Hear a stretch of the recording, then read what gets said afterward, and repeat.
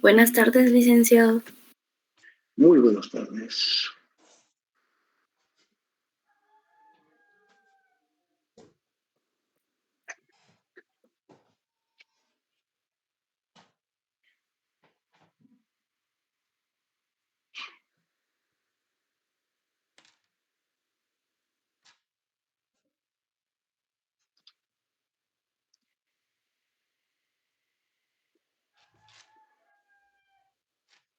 ¿Cómo está, Doc? Bien, gracias. Y con calor. Eso.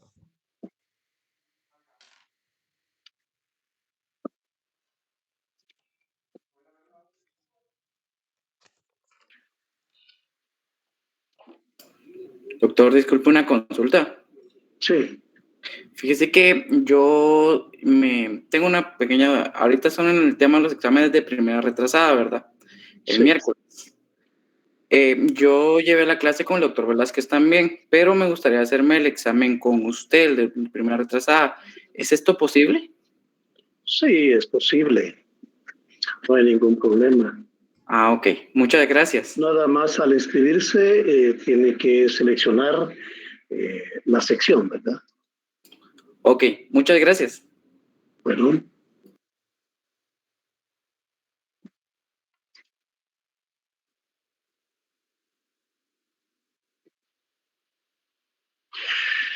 Bueno, jóvenes, vamos a empezar entonces la clase de hoy.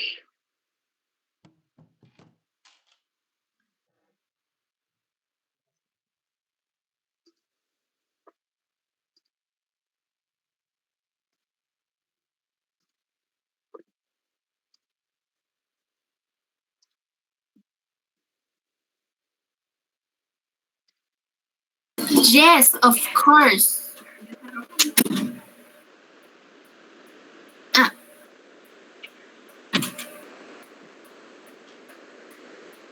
Bueno, vamos a empezar pues. Vean, hoy vamos a trabajar el idealismo.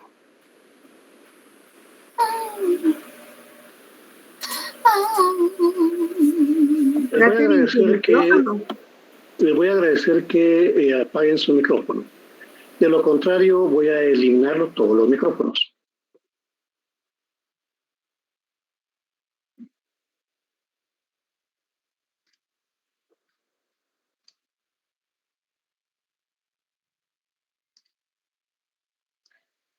Bueno, vamos a ver eso. Para comenzar, veamos qué significa una visión del mundo.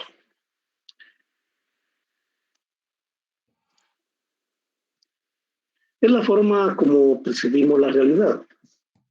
Son los principios más generales, fundamentales y sólidos que poseemos. Está relacionada con nuestros principios filosóficos y genera una forma de vivir. Comprende nuestros valores, creencias, actitudes. También se le denomina cosmovisión. Por ejemplo, nuestra visión del mundo es diferente a la que pueda tener un chino, un alemán, un sudafricano, por diversas circunstancias. No solo por aspectos geográficos, aspectos culturales, aspectos educativos, aspectos socioeconómicos, ¿verdad? Nosotros tenemos una forma de ver, ¿no? Digamos, en Guatemala, la mayor parte de la población es cristiana. Tenemos medios de comunicación que nos han direccionado acerca de cómo percibimos el mundo. Por ejemplo, en el caso de la alimentación, nosotros tenemos una gastronomía específica, una gastronomía guatemalteca, ¿verdad? Yo no me imagino, por ejemplo, a un chino pensando en lo que puede significar para nosotros una tostada de aguacate, ¿verdad?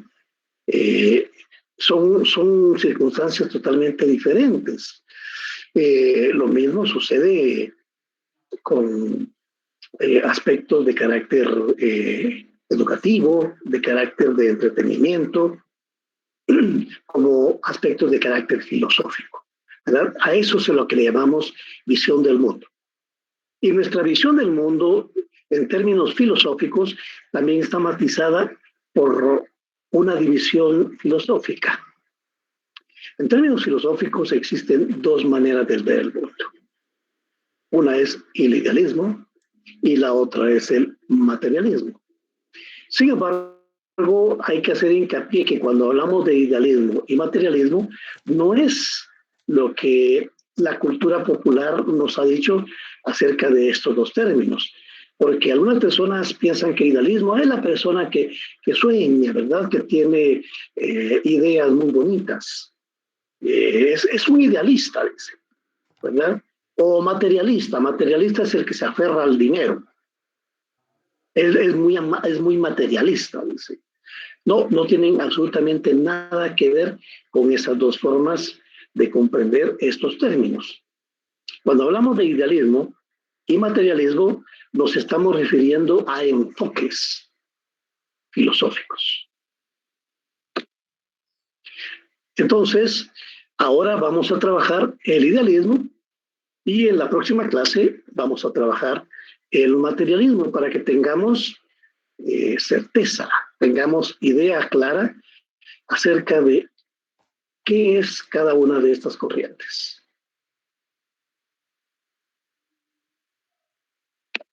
El idealismo es una postura filosófica que afirma la preeminencia de la conciencia sobre la materia. En términos ontológicos, recuerdan que dijimos que ontología es la disciplina que se encarga del estudio del ser. Pues en términos ontológicos, el idealismo plantea que la realidad es una creación de la mente humana. Vean esta cuestión, ¿verdad? Nosotros solo comprendemos que es real aquello sobre lo cual podemos pensar. Esta es, digamos, la esencia de la corriente filosófica idealista. El idealismo plantea que el conocimiento tiene su origen en la mente, en el sujeto pensante, no en nuestra relación con el contexto del mundo. La materia y el mundo exterior solo se convierten en conocimiento hasta que la mente los convierte en tales. Para conocer la realidad, el cerebro es más importante que lo que la materia sea en sí misma. El idealismo no define exactamente cómo percibimos el mundo a partir de nuestros 5 sentidos. Por ejemplo, ustedes pueden percibir el mundo a partir de el oído, la vista, el olfato, el gusto, el tacto. Pues bien, lo que nos dice el idealismo es que no existe una certeza acerca de lo que estamos viendo, sea tal como lo vemos. El idealismo desconfía de que nuestras ideas solo sean un reflejo fiel de una supuesta realidad externa. Existen 2 dimensiones del idealismo. Una es la noceológica, ¿se recuerdan? Noceología dijimos que es el planteamiento del conocimiento en general, ¿verdad? Plantea que el conocimiento tiene su origen y principal aporte en el cerebro humano. El mundo exterior, el mundo objetivo, no podemos llegar a conocerlo tal como es. Es la mente la que construye las ideas a partir de lo que percibe el mundo. ¿Por qué plantea esto el idealismo? Porque dice que nuestros sentidos probablemente nos puedan engañar acerca de lo que estamos percibiendo. Por eso dice que es la mente la que construye las ideas a partir de lo que percibimos del mundo. ¿Se acuerdan? Cuando decimos percibir, es porque estamos teniendo una percepción a partir de nuestros 5 sentidos a partir de 1 sentido, 2 sentidos, 3 sentidos, etc. Y la otra perspectiva es la ontológica. El ser es una creación de la mente. Esto lo podemos decir más concretamente. La realidad es una creación de la mente. Entonces, si yo tengo frente a mí esta computadora, para el idealismo, esta computadora, más que realidad, es una creación de mi mente. Ser significa primariamente ser dado en la conciencia, ser contenido en la conciencia y posteriormente existe. El animal que veo, gato y no perro, se origina en el cerebro y no en la cosa en sí. El gato no sabe qué es gato. Veámoslo de otra manera. La computadora que veo, computadora y no teléfono, se origina en el cerebro y no en la cosa en sí. Permítanme que tenga una llamada. Bueno, estoy en clase ahorita.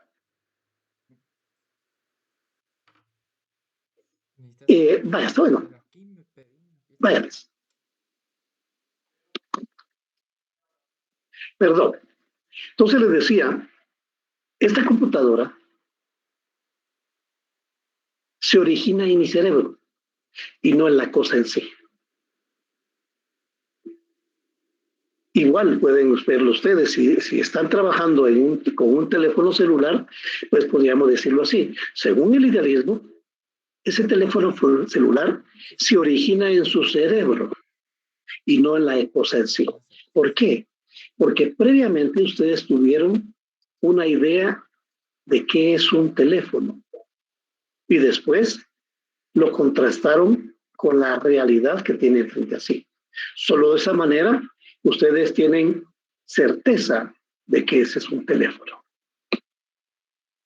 Existen 3 corrientes idealistas. Idealismo platónico, racionalismo cartesiano, idealismo trascendental. Las 3 corrientes señalan la preeminencia de la conciencia sobre la materia.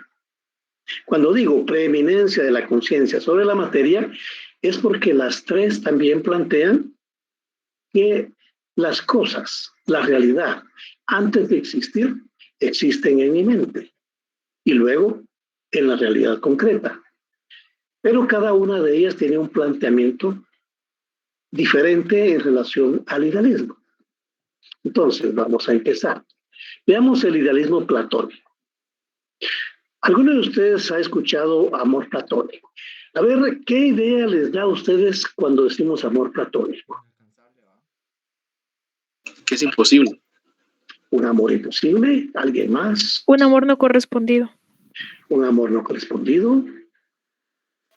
Un amor inalcanzable. Uh-huh. Un amor Entonces, ideal. El amor ideal, exactamente. ¿Verdad? El amor ideal. ¿Por qué el amor ideal? Porque es un amor que no se concreta, lo tenemos en la mente. Entonces, usamos ese término, amor platónico, un poco para que ustedes tengan idea de cuál es el planteamiento del idealismo. Es un amor ideal, que no se llega a concretar en la práctica. El verdadero nombre de Platón fue Aristócles, quien nació en Atenas en el 427 a.C. Fíjense que ya desde entonces se usaban los apodos. Lo llamaron Platón por el ancho de sus hombros. O sea, tenía forma de plato grande, pues. Y así pasó a la historia. No pasó con su nombre, Aristócles, sino que pasó por su apodo. Ahora lo conocemos por Platón. Afirma que existen 2 vías de conocimiento. Una es la vía sensible y la otra es la vía racional. El núcleo central del sistema platónico es la existencia de dos mundos simultáneos. Entonces, el conocimiento sensible está conformado por objetos que podemos percibir sensorialmente. ¿Se recuerdan? Cuando les digo yo percibir, es porque los podemos entrar en contacto con la realidad a partir de los 5 sentidos. Oído, vista, olfato, gusto y tacto. Ese es el conocimiento sensible. Ustedes tocan su computadora, tocan su teléfono. Ese es el conocimiento sensible, ¿verdad? Lo mismo, tóquense la mano. Ese es un conocimiento sensible, porque lo están percibiendo a partir de sus 5 sentidos, o uno de los sentidos. Si se tocan la mano, es el tacto el que está percibiendo esa realidad.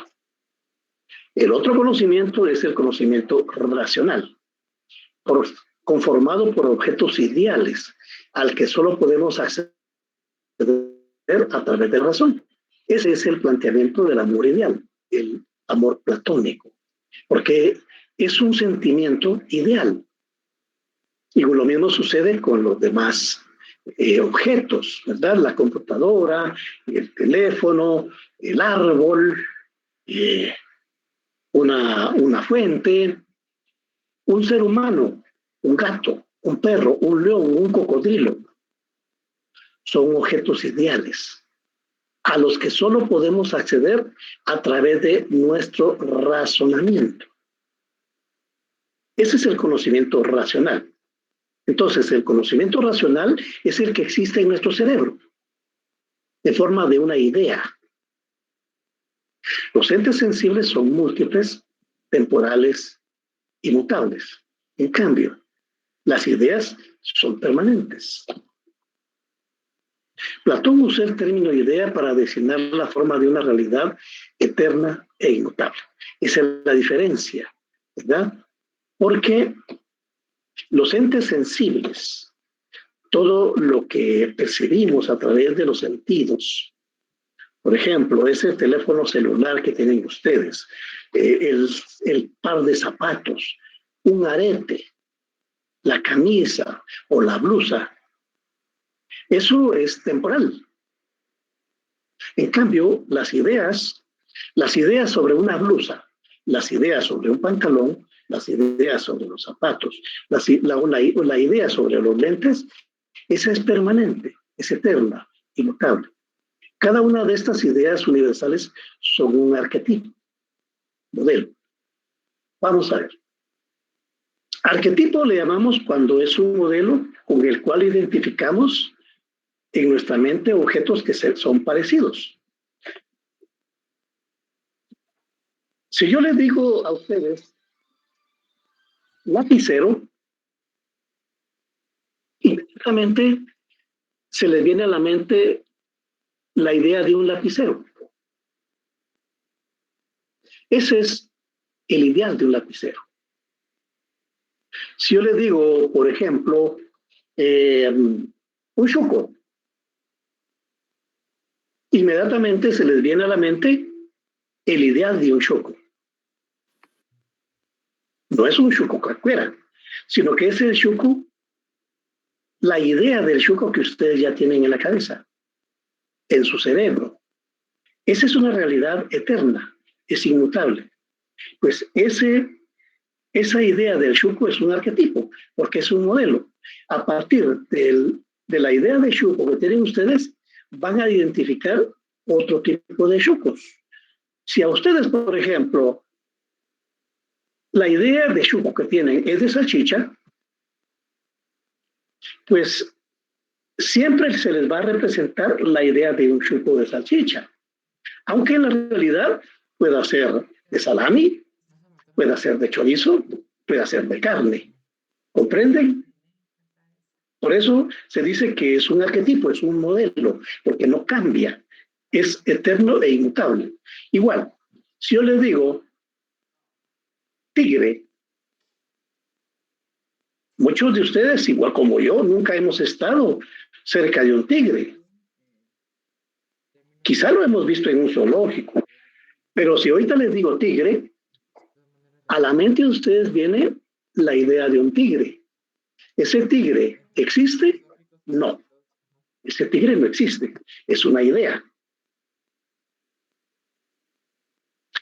Y ese tigre es el que ustedes tienen fijado en su cerebro. Esa es una realidad eterna e inmutable. Es solo una idea. Es un arquetipo, es un modelo, porque a partir de esa idea de tigre es como ustedes van a identificar los tigres reales. ¿Comprenden? Con esa idea de tigre que tienen, la próxima vez que vean un tigre en la realidad, van a decir, ah, ese es un tigre. ¿Por qué es un tigre? Porque tiene las características de la idea que yo tengo de tigre. ¿Comprenden? Eso es lo que nos plantea el idealismo. Primero, la idea existe en mi cabeza y después existe en la realidad. Por ello, la idea no puede aprehenderse sensiblemente, sino que su visibilidad depende de la mirada interior. ¿Qué quiere decir esto? La idea no puede capturarse a través de los 5 sentidos, sino que la voy a ver cuando yo pienso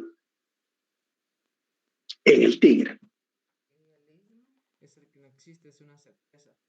Por ejemplo, yo les digo a ustedes, vampiro.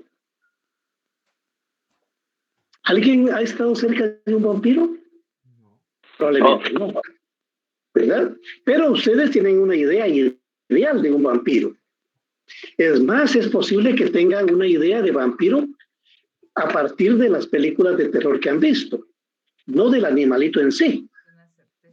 Entonces, esa es su idea que tienen. Esa idea es eterna e inmutable, porque en su cerebro no va a cambiar. Es probable que en algún momento cambie, pero también es probable que no cambie. Siempre la van a tener. Entonces, la próxima vez que ustedes en la realidad vean un vampiro en la vida real, van a poder identificar a ese vampiro real a partir de la idea que ustedes tienen de vampiro. No porque hayan estado en contacto visual con el vampiro o contacto táctil, sino porque ya tenían antes esa idea. Eso es lo que nos plantea el idealismo. La idea siempre la voy a tener antes yo y después va a existir en la realidad. Para Platón, lo verdadero o importante no tiene existencia material, vean, sino es solo el alma, la idea. Eso es lo importante. Elefante. Bueno, ¿han estado en contacto con un elefante? No, pero tienen la idea. Eso es lo importante. Los sentidos solo captan lo superficial, pero no aportan conocimientos sólidos. Porque probablemente yo en algún momento piense que lo que vi era un elefante, pero tal vez mi sentido me engañó, no era un elefante. Esa es la razón por la cual el idealismo nos dice que los objetos primero existen en mi mente y después en la realidad. Solo por medio de la razón se puede llegar a conocer algo. Cuando percibimos por los sentidos, se provoca un recuerdo de una idea que ya se tiene. Es lo que les estoy planteando. ¿Verdad? Si yo finalmente veo un elefante en un zoológico, me voy a recordar de la idea que ya tengo del elefante. Entonces voy a ver ese elefante y voy a ver si efectivamente se tiene las características del elefante que tengo en mi cabeza.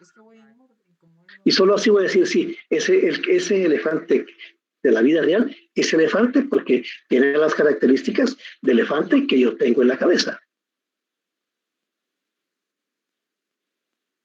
Lo que vemos solo nos recuerda esa idea. Para ser concretos, por ejemplo, ¿alguien ha visto un platillo volador? No, ¿verdad? Pero sí tenemos la idea en la cabeza de un platillo volador. ¿Por qué? Porque la televisión o la literatura nos ha dicho que los platillos voladores son redondos y emiten luces. ¿Dónde existe ese platillo volador? En su cabeza. Probablemente nunca miremos un platillo volador. Pero lo importante no es que llegue a existir ese platillo volador, sino que ese platillo volador cobra vida dentro de mi cerebro. En mi cerebro es un modelo. Si en algún momento llega a ser visible un platillo volador, yo lo voy a comparar ese platillo volador real con la idea que yo tengo de platillo. Entonces, voy a determinar si efectivamente es platillo. Si no, no, porque no va a tener las características de mi platillo volador ideal. ¿Verdad? Los sentidos pueden engañarnos, porque cada persona puede fijarse en uno u otro rasgo de un objeto. Es lo que sucede con el platillo. Porque de repente aparece, no, pero ese platillo real es cuadrado. Y el que tengo en mi cabeza es redondo. Ese platillo real no emite luces. No se parece a mi platillo ideal, que sí emite luces. ¿Ven?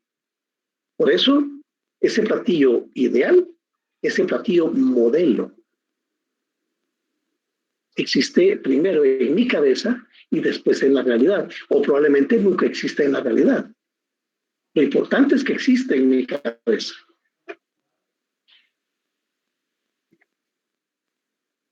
Veamos estas dos preguntas filosóficas.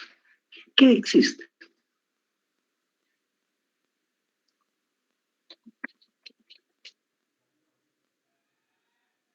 Y nos preguntamos, un mundo material engañoso que cambia constantemente. El mundo verdadero es el ideal. ¿Por qué es engañoso?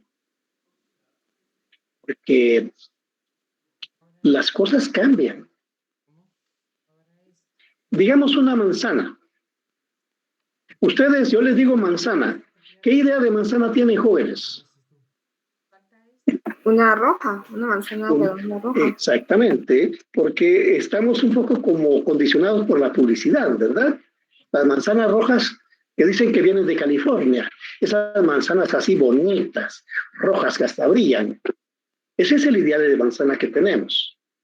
En cambio, yo puedo tener un árbol, un manzanal en mi casa. Y lo veo, y veo que las manzanas que tienen no son iguales. Son así alargaditas y son verdes. Entonces, ese mundo material me engaña, porque no es igual a mi manzana ideal. Y voy a otro lado, voy al mercado y encuentro que hay otras manzanas amarillas. Más adelante encuentro que hay manzanas así como anaranjadas. ¿Cuál es la manzana real? La manzana que se parece a mi manzana roja. Como ven, el mundo material me engaña, porque son de diferentes colores. Además, puede que hay manzanas más chiquitas o manzanas más grandes. ¿Cuál es la manzana real que se parezca a mi manzana ideal? ¿Ven? Este es el planteamiento del idealismo. Lo importante para el idealismo no es la manzana real, sino mi manzana ideal. Mi modelo, el modelo con el cual yo identifico todas las manzanas. A partir de mi modelo puedo decir, esta manzana es fea, esta manzana es chiquita, esta manzana es grande, esta manzana es verde, esta manzana está chuca. Porque todas las voy a comparar en relación a mi manzana ideal. ¿Comprenden? ¿Qué podemos conocer? Solo aquello de lo que nos conduce la razón, el alma, y que se aleja de lo que perciben los sentidos. Exactamente lo que les estoy diciendo. Lo que voy a percibir a partir de mis sentidos va a depender de la idea que yo tenga de ese objeto. A mí me gusta un carro y pienso en un carro, digamos, un BMW azul. Y cuando yo vaya en la calle, voy a comparar todos los carros en relación a mi modelo. Ah, no, ese carro no me gusta porque es amarillo. Es un carrito viejito. No. No se parece a mi modelo ideal. De repente pasa un Lamborghini. Ah, ese es un carro más elegante, más caro, pero no es mi modelo ideal, ¿verdad? Porque lo que importa es mi modelo ideal. Solo aquello de lo que nos conduce la razón, el alma, y que se aleja de lo que percibe los sentidos, ¿verdad? Hasta que encuentre visualmente o táctilmente un carro parecido a mi modelo ideal, entonces voy a decir, ah, sí, ese se parece a mi modelo ideal. Los demás no. Voy a medir las diferentes expresiones reales de vehículos en relación a mi modelo ideal. ¿Comprende? Por eso el idealismo dice que lo importante es la idea que yo tengo en mi cerebro, no la realidad, porque la realidad me puede engañar. La realidad cambia. Aquí es donde dice, ¿verdad? Vean. Los entes sensibles son múltiples, temporales y mutables. Mutables quiere decir que cambian. Porque, ¿dónde vamos? Digamos, mi modelo de vehículo. Yo siempre lo voy a tener en el cerebro. Si ustedes se dan cuenta, los vehículos tienen un tiempo de vida. Ya a los 10 años ya son carros viejitos. En Guatemala, pues, le damos mucho más uso, ¿verdad? Pero esos cambios, esos carros van a ir variando. Se van a ir avejentando. En cambio, mi modelo no cambia. Siempre va a ser un carro chileno. Por eso dice aquí, Platón usó el término idea para designar la forma de una realidad eterna e inmutable. Inmutable quiere decir que no cambia, ¿verdad? Porque mi carro siempre lo voy a tener en el cerebro así chilero. En cambio, los carros de la vida real van a cambiar. El ser humano es un compuesto de cuerpo y alma. Eso es lo que nos dice Platón. El primero, el cuerpo, pertenece al mundo físico. Y la segunda, el alma, al mundo de las ideas.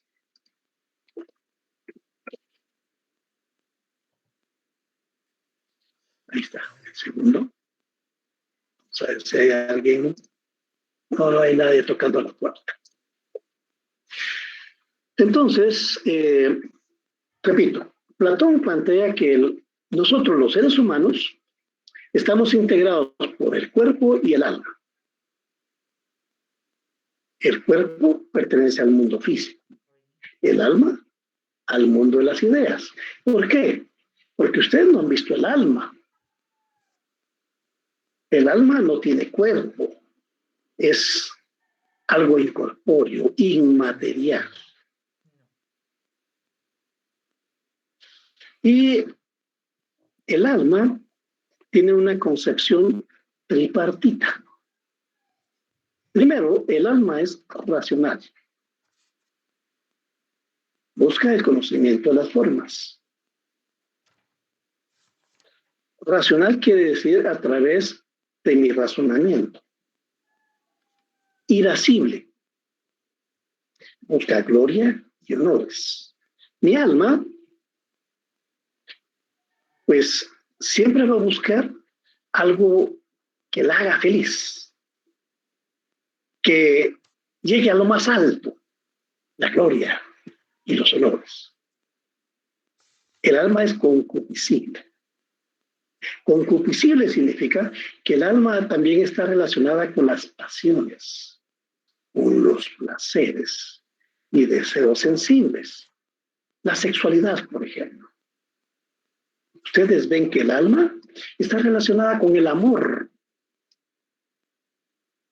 El alma está relacionada con el odio. El alma está relacionada con la tristeza, con la alegría. Platón nos dice eso, ¿verdad? Esas son las tres formas en las cuales, según Platón, tiene existencia el alma. Y el alma trasciende el cuerpo, porque el alma es permanente. En cada cuerpo no. El cuerpo cambia, se modifica, incluso puede morir. En cambio, el alma no. El alma trasciende el cuerpo. El alma es más importante que el cuerpo. De ahí provienen, por ejemplo, las ideas religiosas. Porque, según las ideas religiosas, el cuerpo muere, pero el alma se va al cielo. ¿Verdad? El alma es incólume. Todo esto que les estoy planteando es idea de Platón, no mía. ¿Verdad? Bueno, eso es lo que nos dice Platón, que es un pensador idealista. Ahora veamos el racionalismo cartesiano. Descartes, René Descartes, un filósofo francés, acuñó esta frase: pienso, luego existo. Fíjense que esta frase resume todo el planteamiento filosófico de Descartes. Pienso, luego existo. Eso quiere decir que la idea es primero y después es la existencia de la materia. ¿Ven? Es muy parecido a lo que nos plantea Platón, solo que desde otra perspectiva. Por eso se le llama racionalismo cartesiano. ¿Qué quiere decir racionalismo? Quiere decir nuestro pensamiento. Racionalizamos las cosas, las pensamos. René Descartes es considerado el iniciador de la filosofía moderna y principal representante del racionalismo. Esta corriente da prioridad a la razón para construir conocimientos confiables e infalibles. Fíjense, le da prioridad a la razón quiere decir, le da prioridad a la idea que tenemos en nuestro cerebro para construir conocimientos confiables e infalibles. Descartes plantea: ¿dónde se origina el conocimiento humano? ¿En los sentidos o en el entendimiento? Y nos vuelve a plantear lo que ya nos dijo Platón. Los sentidos pueden engañarnos. Recuerden, estamos hablando de sentidos, estamos hablando del oído, la vista, el olfato, el gusto y el tacto. Descartes nos dice: los sentidos pueden engañarnos y no se puede estar seguro de conocimientos adquiridos por los sentidos. Porque no siempre la realidad va a ser igual. Para todos los seres humanos la realidad cambia. Un plato de frijoles para una persona que tiene mucho dinero, ¿qué va a significar? Bácala, ¿verdad? Comida de pobre. Pero para un campesino indígena, que apenas gana 5 quetzales al día, ¿qué va a representar ese plato de frijoles? La gloria. Porque hay días en que no tiene ni siquiera que comer. ¿Ven? Un mismo objeto, una misma realidad es diferente dependiendo quién la ve, quién la percibe, quién la degusta. Los sentidos pueden engañar, ¿verdad? Y no se puede estar seguro de conocimientos adquiridos por los sentidos. Tampoco podemos atenernos a las verdades que nos han transmitido nuestros padres, amigos o maestros. ¿Por qué? Porque nuestros padres, por ejemplo, nuestros padres son buena onda, ¿verdad? Son buena onda, todo lo han transmitido, nos han transmitido para nuestro bien. Pero ¿será que ellos aprendieron bien o ellos tuvieron una educación deficiente? Mis padres son analfabetas, o mi padre es abogado. Mi padre no pudo estudiar porque tuvo que trabajar desde pequeño. Entonces, lo que me pueda transmitir quizá no sea muy confiable. Los amigos. ¿Cómo son los amigos? ¿Será que los amigos los llevan por el buen camino o por el mal camino? Los maestros. Dicen que hay buenos maestros y malos maestros. Hay maestros que se preparan para enseñar y maestros que no. ¿Verdad? Entonces, no podemos atenernos a las verdades que nos dan. Nosotros tenemos que crear nuestra propia realidad. Y esa realidad la vamos a determinar a partir de nuestras ideas. Cualquiera puede equivocarse, por lo que se requiere revisar todas las enseñanzas para determinar si son confiables. Nos estamos refiriendo en este caso a nuestros padres, amigos o maestros. De esa manera surge la duda metódica. Poner todo en duda, todo lo que se sabe. Esto es la gran contribución que hace Descartes. No podemos confiar en nada de lo que sabemos. Todo, jóvenes, todo hay que ponerlo en duda. La educación, la política, la economía, el amor, la tristeza. Todo hay que ponerlo en duda, porque solo a partir de que dudemos de todo, podemos llegar a conocer la verdad. La duda cartesiana se llama cartesiana por Descartes, ¿verdad? El apellido de él. La duda cartesiana tiene 3 características. Primero, es metódica. Es el método o camino para llegar a la verdad. O sea, no basta con dudar. Tenemos que desarrollar un método para llegar a conocer algo verídico. Es universal. Esa duda, esa metodología se debe aplicar a todo lo conocido. Es hiperbólica. ¿Qué quiere decir hiperbólica? Porque se llega al extremo y se duda de todo. De todo, todo, todo, todo, todo. Solo de esa manera podemos llegar a conocer la verdad. Eso es lo que nos plantea Descartes. Repito, la gran contribución de Descartes es decirnos, miren, jóvenes, miren, nosotros no podemos confiar en lo que se percibe la realidad, porque la realidad cambia. Y lo que conocimos hoy como verdadero, mañana puede ser falso. Entonces tenemos que dudar, y tenemos que dudar de todo. Por ejemplo, el señor Alejandro Yamatei Cuando estaba como candidato presidencial frente a Sandra Torres, mucha gente lo consideró lo mejor. Y por eso votaron por él.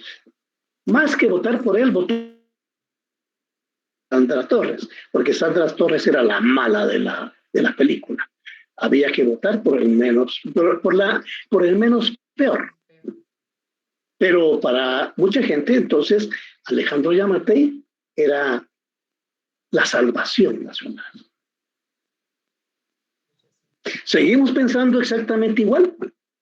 No. No. Nos damos cuenta que Alejandro Yamatei no es más que otro político corrupto. Es más de lo mismo. Entonces, ¿se dan cuenta?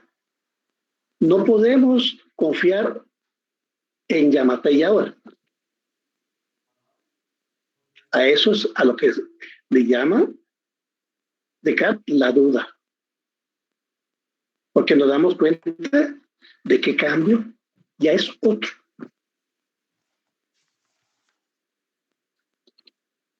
La esencia del racionalismo. Las únicas verdades totalmente confiables son las que se obtienen por medio de la razón. Vean, solo puedo confiar en mis ideas. Las ideas, recuerden, las ideas son inmutables. Inmutables quiere decir que no cambian.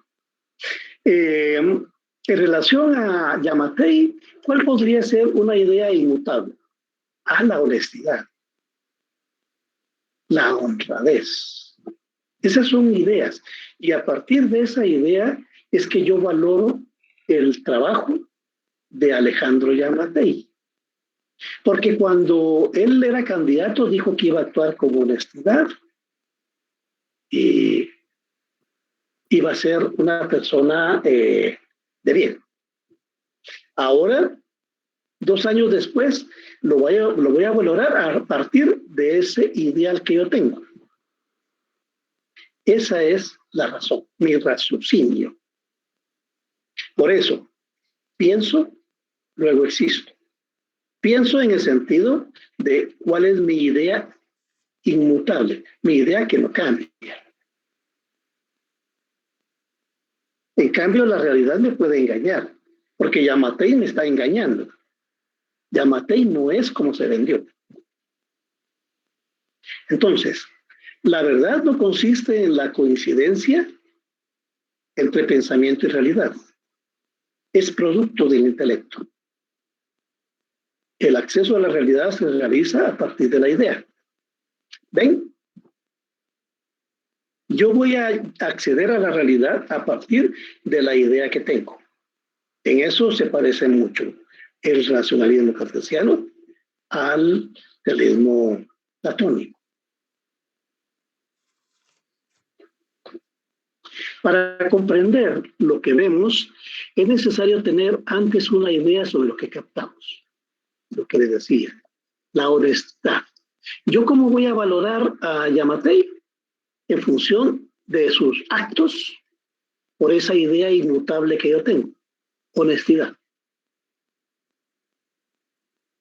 Y a partir de esa idea yo voy a juzgar a los demás políticos. No solo a Yamatei, a la fiscal general Consuelo Porras. Nos damos cuenta entonces que ella nos mintió. Buscamos en el intelecto las ideas más parecidas que permitan comprender lo que he percibido. En el plano ontológico se establece la existencia de una realidad externa que origina las ideas. Esa realidad llámese Consuelo Porras, llámese Yamatei, va a estar valorada en función de mis ideas. Es imposible conocer la realidad. Lo que conocemos depende de la idea que nos formemos de ella. Concibe la razón como una estructura de ideas que se encuentra en el pensamiento humano. ¿Verdad? La razón, entonces, voy a estructurar un conjunto de ideas y a partir de esas ideas es que yo juzgo la realidad. Entre ellas, las más importantes son la de sustancia y causalidad. Sustancia se refiere a la materia. Ustedes, yo, la computadora, la mesa, un pan, es sustancia. Y causalidad. Causalidad se refiere a la ley que nos dice una causa genera un efecto. El despido del fiscal contra la corrupción, Juan Francisco Sandoval, es una causa que genera el descontento de la población. Ese es el efecto.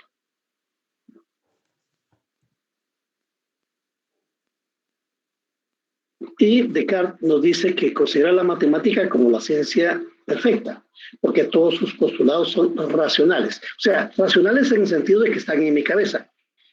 La matemática no existe en sí, es una cuestión simbólica. Por ejemplo, ustedes no van a tener en la mesa números. Lo que van a tener son tortillas, por ejemplo.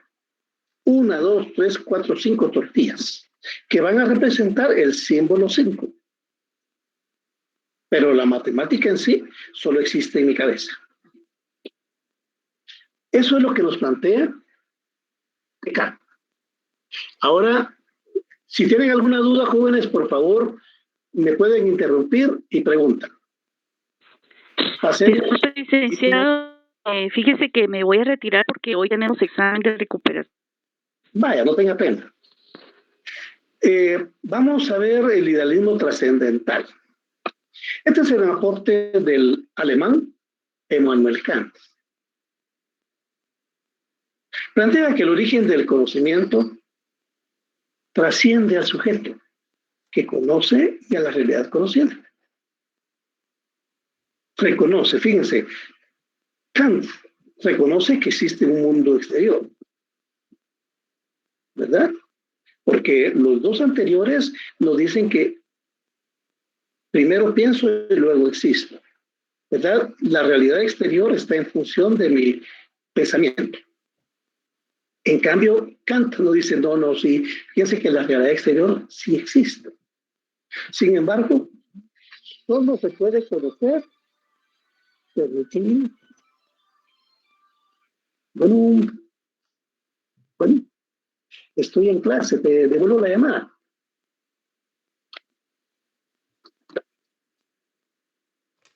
Reconoce, sin embargo, solo se puede conocer lo que afecta a los sentidos, lo que le interesa al sujeto. O sea, Kant dice, sí, fíjense que existe el mundo exterior, pero para mí eso no va a existir porque me interesa. Lo demás no. Y eso ustedes pueden ver que en cierta medida es cierto, ¿verdad? Porque ustedes van en la calle y de repente ven que hay algo que les interesa, ya sea una persona o un almacén. Y de repente todo el contexto se pone borroso y solo perciben aquello que les interesa. Una mujer bonita, un hombre guapo, un carro bonito, un perro, un árbol, una niña, un niño, comida. ¿Ven? Eso es lo que nos dice Kant, que solo se puede conocer lo que afecta a los sentidos, lo que le interesa al sujeto. Lo demás como que se difumina. No se pueden conocer los objetos existentes en sí mismos, sino solo a partir de la información que nos aportan los sentidos. ¿Qué quiere decir esto? Que no podemos tener toda la información de la realidad, sino que vamos a ser selectivos en la información. Volvemos al ejemplo de las manzanas. Ustedes están enfrente de un árbol que tiene manzanas. Y de ellas van a quedarse viendo solo la manzana perfecta, a la que se representa en su cerebro. Las demás no les importa. Eso es lo que nos dice. Existe una forma de conocimiento puro. Consiste en elementos a priori. A priori quiere decir que los conozco antes de entrar en contacto con la realidad, que están presentes en el conocimiento particular, que en cierta medida es lo que ya hemos venido hablando anteriormente. ¿Verdad? Se recuerda cuando les decía que si yo tengo una manzana en mi mente, que es roja, como decía la compañera, la manzana de California, ese es un conocimiento puro y que existe antes de que yo vea una manzana real. Ese conocimiento previo va a estar presente siempre que yo voy a entrar en contacto con la realidad. Voy a valorar la realidad a partir de esa manzana perfecta.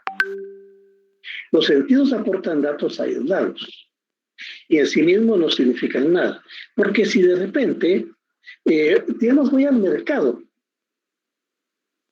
y ando buscando una buena manzana y paso por los puestos de manzana y veo que todas las manzanas no se parecen a mi manzana ideal, entonces no me importan. Son todos datos aislados.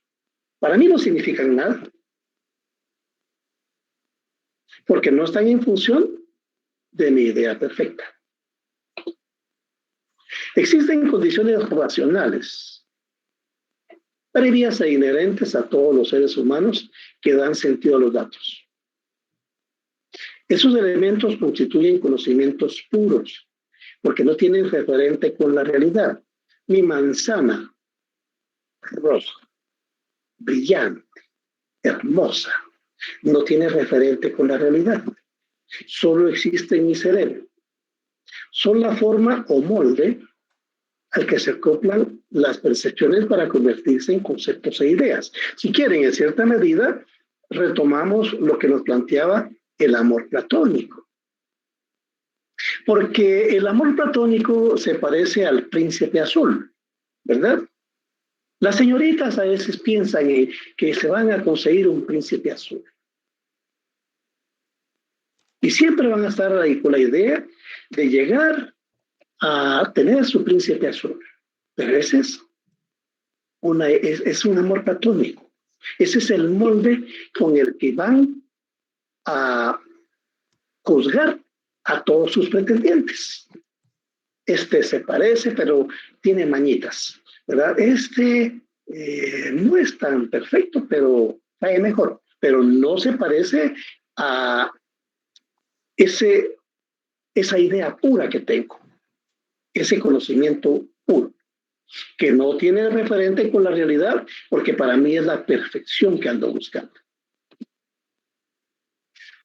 Según Kant, ese conocimiento puro va a depender de estas categorías. Espacio. Es necesario conocer la ubicación. Tiempo. Todo tiene un origen y evolución. Sustancia. Constitución material. El príncipe azul va a tener una representación material. Causa-efecto. Origen y evolución posible. Cómo se origina y cómo va a avanzar, ¿verdad? Relación.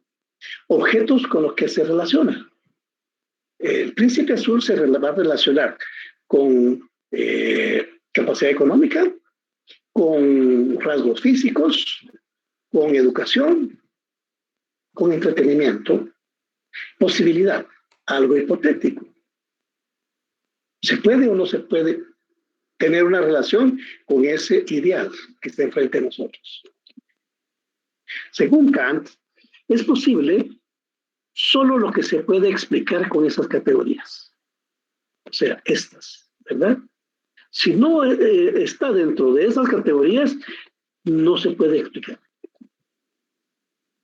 Fuera de esas categorías, todo queda fuera de los límites de conocimiento. El universo es ajeno a esas categorías porque no se puede conocer su principio o si siempre ha existido. Digamos, espacio-tiempo, imposible que podamos medirlo en el universo.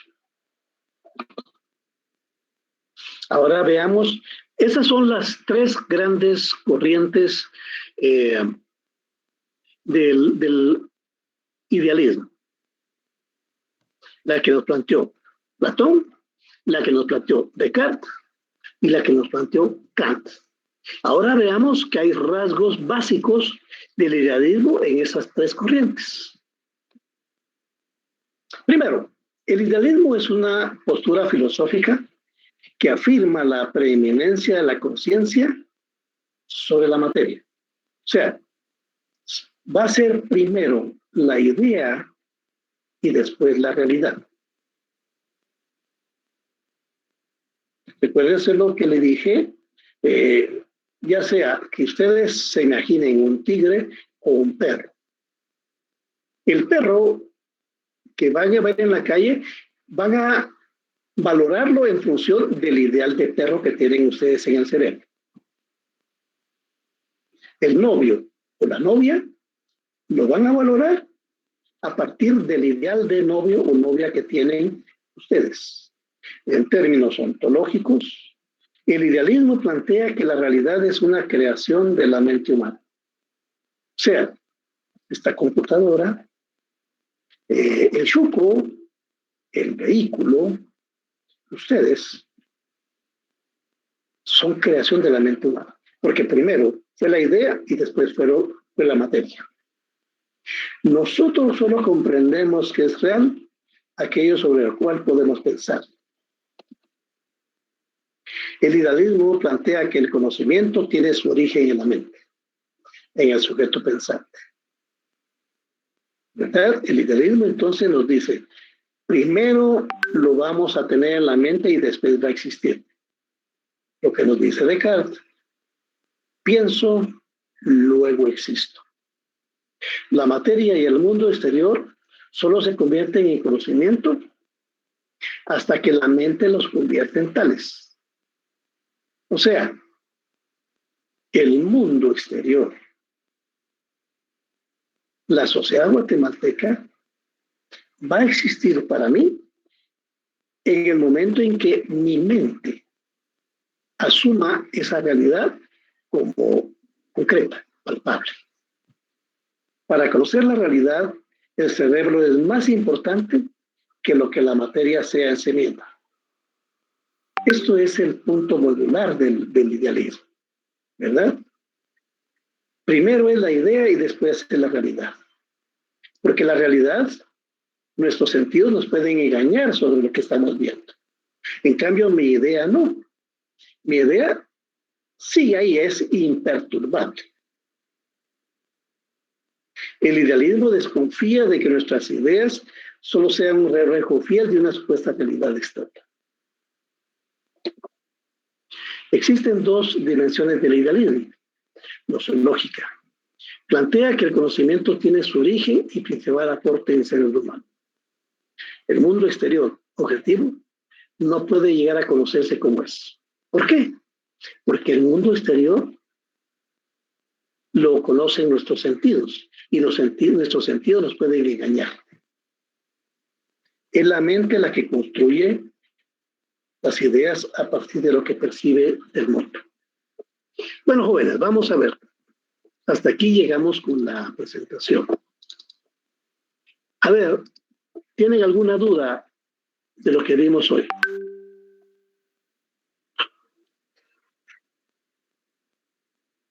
Bueno, recuérdense que cuando hablamos de idealismo, el punto central es el hecho de que lo más importante es la idea que yo tengo en el cerebro.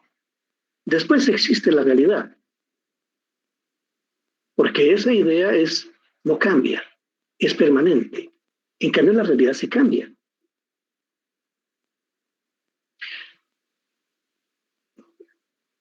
¿No hay ninguna duda entonces, jóvenes? Esa idea que tenemos en la cabeza, ¿alguien nos la dio? ¿Alguna experiencia? Esa es una idea que hemos ido acumulando conforme pasan los años, ¿verdad? Hemos tenido algún momento alguna idea de la realidad. La hemos captado. Porque el ejemplo que les pongo de los platillos voladores, ¿verdad? Los platillos voladores no sabemos si existen, pero tenemos la idea de que es un platillo volador. ¿Por qué? A través de la literatura, a través del cine, a través de las historietas. Ahí es como hemos ido desarrollando la idea de un platillo volador. Existe en mi mente, aunque no exista en la realidad. Lo importante es que existe en mi mente.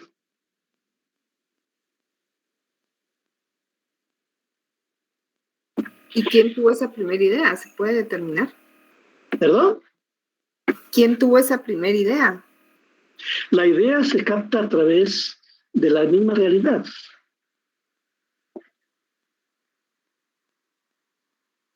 Ok, gracias. Gracias, doctor. Bueno.